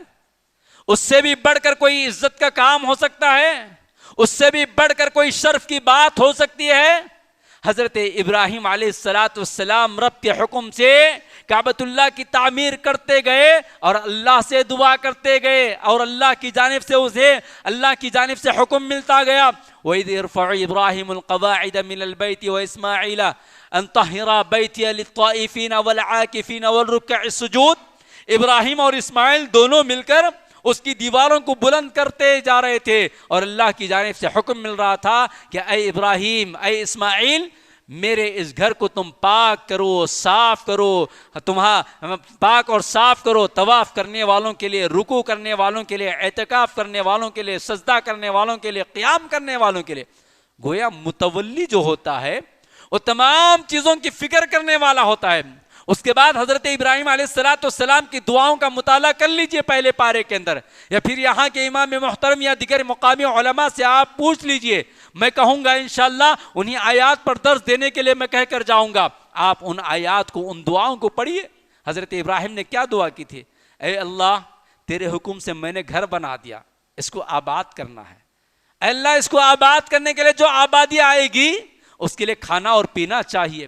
اللہ اس کے لیے رزق چاہیے، اس کے لیے جاب چاہیے، اس کے لیے بہترین غذا چاہیے. آج کعبۃ اللہ کا حال دیکھ لیجیے آپ. دنیا کی کون سی نعمت ہے، حلال نعمت، جو وہاں موجود نہیں ہے؟ فرسٹ کوالٹی کی ملتی ہیں، یہاں پیداوار ہوتی ہے، ہم نہیں کھا پاتے لیکن وہاں مل جاتی ہے. یہ کیا ہے؟ حضرت ابراہیم علیہ السلام کی دعا کا اثر. حضرت ابراہیم نے دعا کیا، اللہ اس آبادی کے لیے ایک بہترین معلم، ایک بہترین ٹیچر، ایک بہترین مزکی عطا فرما. نتیجے میں اللہ تعالیٰ نے کس کو پیدا فرمایا؟ محسن انسانیت، معلم انسانیت، محمد مصطفیٰ صلی اللہ علیہ وسلم کو معلم بنایا. سبحان اللہ. یہ فکر مسجد کے ذمہ داروں کو، جمعیت اور جماعتوں کے ذمہ داروں کو ہونا چاہیے. ہمارے اطراف میں، ہمارے اکناف میں، ہمارے آباد میں، ہمارے مسلیوں کے درمیان، ہمارے مسلیوں کی اولاد کے لیے، ان کی بیویوں کے لیے، ان کے بہن بیٹیوں کے لیے، اور ہم سب کے لیے بھی جو ہے اس طرح کی فکر، اس طرح کی تڑپ ہونی چاہیے. لیکن دل کے اندر کیا ہونی چاہیے؟ حضرت ابراہیم نے کیا کیا؟ کعبۃ اللہ کی تعمیر مکمل ہو گئی. عاجزی انکساری، عاجزی اور انکساری ہے، غرور اور تکبر نہیں ہے، اپنی ملکیت کا دعویٰ نہیں ہے. کیا دعا کرتے ہیں؟ ربنا تقبل منا انک انت السمیع العلیم. اے اللہ جس حکم کو آپ نے کرنے کا دیا تھا ہم نے کر دیا ہے، قبول فرما لیجئے، قبول فرما لیجئے. اس میں ہماری کوئی بڑائی نہیں، اس میں ہمارا کوئی بڑپن نہیں، نہ ہمارے اندر وہ سکت ہے، نہ طاقت ہے، نہ صلاحیت ہے، نہ ٹیلنٹ ہے. بس آپ کا فضل، آپ کی توفیق کی وجہ سے یہ سب کچھ ہوا ہے. اے اللہ قبول فرما لیجئے. کون کر رہا ہے دعا؟ ابو الانبیاء حضرت ابراہیم علیہ السلام. کس گھر کو بنا کر؟ کعبۃ اللہ کو بنا کر، اللہ کے حکم سے بنانے کے بعد قبول ہونے کے لیے دعا کی جا رہی ہے. تو ہم کو بھی چاہیے کہ ہم سے جو بھی دین کی چھوٹی بڑی خدمت ہوتی ہے اس کی قبولیت کی فکر کرنا چاہیے. اور اگر وہ قبول ہو گیا تو آگے بھی ہم سے خدمت لے جائے گی، آگے بھی ہم سے خدمت لی جائے گی. دعا کیجئے کہ اللہ میری اولاد کو آپ کے دین کی خدمت کے لیے میں وقف کرنا چاہتا ہوں. میں اپنی اولاد کو، اپنے پیسے کو، اپنے ٹیلنٹ کو، اپنی دولت کو، اپنی صلاحیت کو آپ کے دین کی خدمت کے لیے وقف کرنا چاہتا ہوں. اللہ قبول فرما لیجئے، قبول فرما لیجئے. اور جب قبول فرما لیں گے اللہ تعالیٰ تو آپ جو ہے دین کی خدمت میں آگے بڑھتے چلے جائیں گے. یہ تڑپ ہونی چاہیے، یہ فکر ہونی چاہیے. میری ان باتوں سے ہو سکتا ہے آپ میں سے تکلیف ہو، لیکن میں آپ کا ایک بھائی ہوں، آپ کا ایک بھائی ہوں. مجھے ضروری ہے کہ میں آپ کے سامنے کھل کر گفتگو کروں تاکہ آئندہ ہمارے درمیان جو شیطان آ کر حائل ہو گیا ہے اس کو ہٹائیں اور اپنے مقصد کے اندر آگے بڑھتے چلے جائیں. سفر کرتے ہیں، راستے میں تھکان ہوتی ہے، کانٹا چبھتا ہے، بہترین باغ دکھتا ہے، بہترین ٹھنڈا پانی ملتا ہے، بہترین فروٹ ملتا ہے، تو سفر کو چھوڑ کر کھاتے پیتے بیٹھ نہیں جاتے ہیں. ٹھوکر لگنے کی وجہ سے ہمت ہار کر بیٹھ نہیں جاتے ہیں، آگے بڑھتے ہیں، آگے بڑھتے ہیں. ایک گاڑی چھوٹی، دوسری گاڑی، دوسری چھوٹی، تیسری، آگے بڑھتے ہیں. اسی طریقے سے ہمارے اپنے میدان دعوت کے سفر میں اور ہماری اپنی زندگی کے سفر میں ان چھوٹی چھوٹی باتوں کو چھوڑ کر آگے بڑھنے کی عادت ڈالیں. آگے بڑھنا ہی ہماری اور آپ کی ذمہ داری ہے. اللہ نے کیا فرمایا؟ وَلْتَكُمْ مِنْكُمْ أُمَّةٌ يَدْعُونَ إِلَى الْخَيْرِ. خیر کی جانب بلانے کے لیے اللہ نے ہمیں اور آپ کو پیدا کیا ہے. اور یہ تمام کا تمام دعوت کا کام، اصلاح کا کام، تربیت کا کام، تعلیم کا کام، تزکیہ کا کام، جمعیت کا کام، تنظیم کا کام، استحکام کا کام، ان تمام کاموں کے لیے کیا ہونا چاہیے؟ اتحاد ہونا چاہیے، اتفاق ہونا چاہیے. اللہ نے کیا فرمایا؟ وَاعْتَصِمُوا بِحَبْلِ اللَّهِ جَمِيعًا وَلَا تَفَرَّقُوا. تم سب اللہ کی رسی کو مضبوطی سے تھام لو اور متفرق نہ ہو جاؤ، ٹکڑیوں میں نہ بٹ جاؤ، گروپ بندی نہ کر لو. اور یاد کرو اس دور کو جبکہ تم جو ہے آپس میں بھائی بھائی کے دشمن بن بیٹھے تھے، اللہ نے اپنے فضل سے تمہارے دلوں میں اخوت، بھائی چارگی، محبت اور الفت پیدا کی ہے، اور یہ اللہ کی نعمت ہے۔ اللہ نے کیا فرمایا؟ وَاذْكُرُوا نِعْمَةَ اللَّهِ، اللہ کی اس نعمت کو یاد کرو۔ وَاذْكُرُوا نِعْمَةَ اللَّهِ اِذْ كُنْتُمْ أَعْدَاءً، جبکہ تم آپس میں دشمن تھے، فَأَلَّفَ بَيْنَ قُلُوبِكُمْ، اللہ نے تمہارے دلوں میں محبت اور الفت پیدا کر دی، ورنہ تم جہنم کے کنارے پہنچ چکے تھے۔ اللہ کا شکر اور اس کا احسان ہے کہ اللہ نے ہمیں ایک مسجد کے چھت کے نیچے، ایک مصلی پر، ایک جانماز پر بیٹھنے، مل بیٹھنے، سننے، ایک دوسرے کے ساتھ سمجھنے، ایک دوسرے کو لے کر چلنے کا موقع دیا۔ یہ اخوت، یہ بھائی چارگی، یہ محبت، یہ الفت جو ہے باقی رکھنا چاہیے۔ شیطان ہمارے درمیان کچھ ٹائم کے لیے آ گیا تھا یا آنے کی کوشش کر رہا تھا، اسے دھتکارنا چاہیے، اور آپس میں بھائی بھائی بن کر پھر سے دعوت اللہ کا فریضہ اگر انجام دیں گے تو انشاءاللہ وہ دن دور نہیں ہے کہ پورے ہندوستان کے اندر آپ کا شہر نندیال کی مثال دی جائے گی کہ الحمدللہ 1 سے 400 ہو گئے، 1 سے 400 ہو گئے، 4 سے جو ہے 40 لاکھ ہو گئے، 4 لاکھ ہو گئے۔ کوئی بڑی مشکل بات نہیں ہے، شرط یہ کہ ہم دلوں کو بڑا کریں۔ سمندر سے بڑا ہمارا دل ہونا چاہیے۔ سمندر کو دیکھ کر بھی ہمیں سبق سیکھنا چاہیے۔ سمندر میں کیا کچھ نہیں ڈالتا ہے، کوئی موج و مستی کرتا ہے، کوئی گندگی ڈالتا ہے، کوئی فائدہ اٹھاتا ہے، کوئی نقصان پہنچاتا ہے، پھر بھی سمندر سب کو کناروں پر لے آتا ہے اور سب کو معاف کر دیتا ہے۔ اسی طرح ہم بھی جو ہے جب کوئی کام کرنا چاہتے ہیں تو ہمارا دل سمندر سے کہیں زیادہ بڑا ہونا چاہیے، اور اپنے بھائیوں کو سمیٹ لینا چاہیے، اپنے دوستوں کو اپنے دلوں میں بٹھا لینا چاہیے، اپنے دامن میں بٹھا لینا چاہیے، اور ہر ایک کی چھوٹی بڑی خامی اور لغزشوں کو نظر انداز کرنا چاہیے، اور پھر جو ہے ایک جسم کے مانند ہو جانا چاہیے۔ کسی ایک بھائی کی تکلیف کو جو ہے ہمیں اپنی تکلیف محسوس کرنا چاہیے، جس طرح نبی نے ہماری مثال دی کہ جسم کے پیر کے جسم کے کسی بھی حصے کو تکلیف پہنچتی ہے تو پورا جسم جو ہے تکلیف محسوس کرتا ہے۔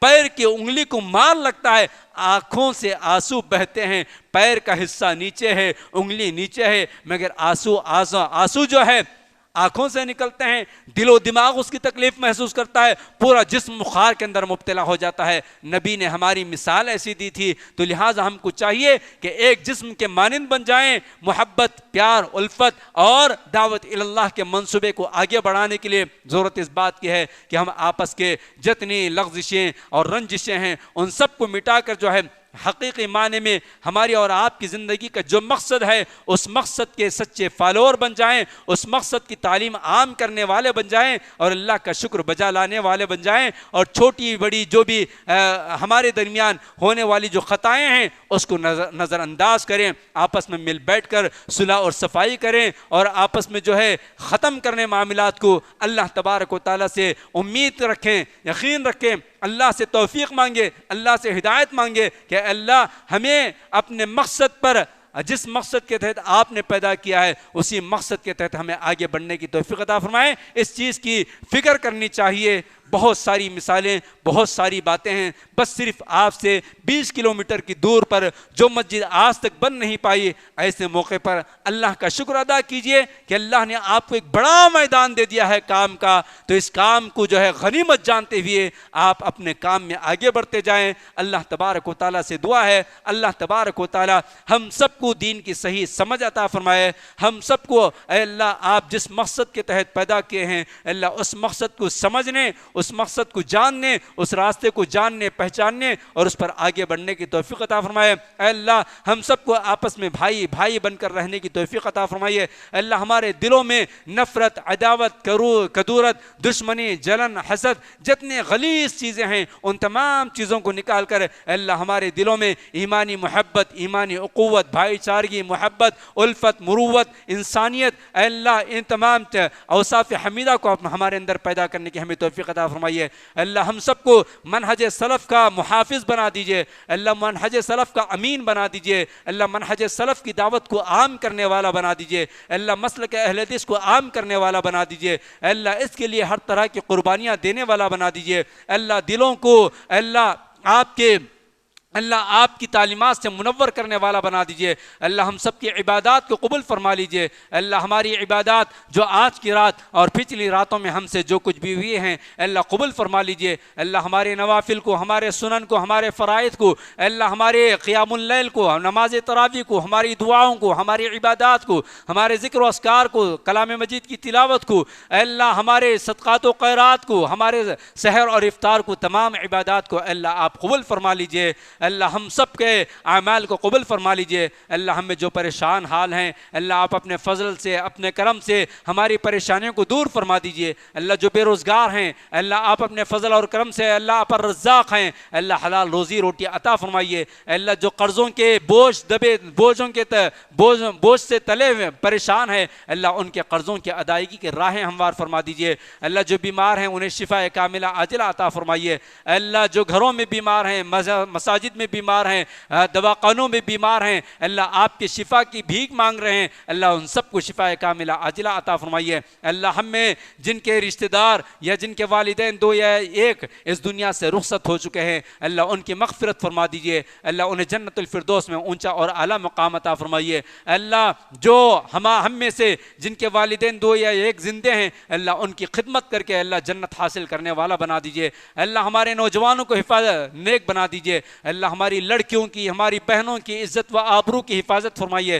اللہ عجیب ماحول بنتا جا رہا ہے، اللہ ہمیں آپس میں تمام جھگڑوں کو ختم کر کے اپنی بہن بیٹیوں کی عزت و آبرو، ان کے ایمان کی حفاظت کرنے کی طرف توجہ دینے کی توفیق عطا فرمائیے۔ اللہ ہندوستان کا جو ماحول بن رہا ہے اللہ اس ماحول کو ختم فرما دیجئے۔ اللہ آپ اپنے فضل سے، اپنے کرم سے اللہ ہندوستان کے ماحول کو امن و شانتی والا ماحول بنا دیجئے۔ اللہ ہماری بہن بیٹیوں کی عزت کے خلاف جو منصوبے بنائے جا رہے ہیں اللہ ہمیں بھی منصوبہ بنا کر اللہ اپنی بہن بیٹیوں کی عزت و آبرو کے محافظ بننے کی ہمیں توفیق عطا فرمائیے۔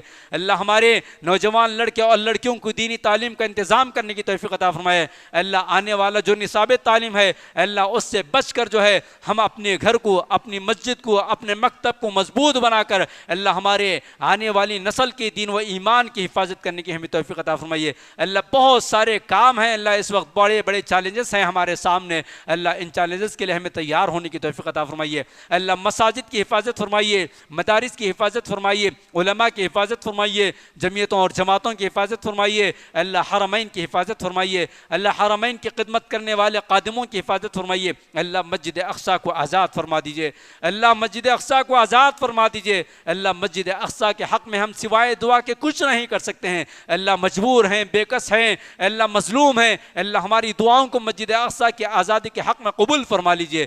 اللہ آئے دن آپ کے بندے بندیاں اللہ جام شہادت نوش کر رہے ہیں، اللہ ان کی شہادتوں کو قبول فرما لیجئے۔ اے اللہ مسجد اقصیٰ کو آزاد فرما دیجئے۔ اللہ زمین پر جتنی مسجدیں ہیں اللہ ان سب کی حفاظت فرمائیے۔ اللہ مسلمانوں کا خون رائے گا ضائع ہو رہا ہے، اللہ مسلمانوں کے خون کی، ان کی عزت کی، ان کی آبرو کی، ان کی جائیدادیں آج اللہ ڈھائی جا رہی ہیں، اللہ ان کی زمینیں، ان کے گھر، ان کے شاپ اللہ تمام مسلمانوں کی جائیدادوں کی بھی حفاظت فرمائیے۔ اللہ آج کی رات کی جو خوشخبریاں ہیں اللہ مغفرت کی اللہ وہ تمام خوشخبریاں ہمیں عطا فرمائیے۔ اللہ جو کچھ آج ہم نے کہا اور سنا ہے اس پر دونوں کو عمل کی توفیق عطا فرمائیے۔ اللہ ہمیں دلوں کو پاک و صاف رکھنے والا، دلوں کو پاک و صاف کرنے والا بنا دیجئے۔ اللہ ہمیں رمضان کے اختتام سے اللہ رمضان میں پائی ہوئی تربیت کے ذریعے آگے بڑھنے والا بنا دیجئے۔ آمین یا رب العالمین۔ ربنا تقبل منا انك انت السميع العليم وتب علينا انك انت التواب الرحيم سبحان ربك رب العزة عما يصفون وسلام على المرسلين والحمد لله رب العالمين۔ سب سے پہلے میں اللہ تبارک و تعالیٰ کا شکر بجا لاتا ہوں کہ اللہ تبارک و تعالیٰ نے مجھے ایک لمبی مدت کے بعد، ایک طویل وقت کے بعد میرے اپنے بھائیوں کے درمیان حاضر ہونے کا موقع دیا اور کچھ کہنے اور کچھ سنانے کا موقع دیا۔ اللہ تبارک و تعالی ہمیں اخلاص کے ساتھ کہنے اور سننے اور عمل کی توفیق عطا فرمائے۔ بعدہ میں آپ سب کا شکریہ ادا کرتا ہوں کہ آپ سب نے مجھے بلایا اور کچھ کہنے کا موقع دیا اور آپ نے سنا۔ اللہ تبارک و تعالی سے دعا ہے اللہ تبارک و تعالی ہم سب کو اخلاص کے ساتھ عمل کی توفیق عطا فرمائے۔ اللہ تبارک و تعالی ہماری ہر چھوٹی بڑی خدمات کو قبول فرمائے۔ آمین۔ السلام علیکم ورحمۃ اللہ وبرکاتہ۔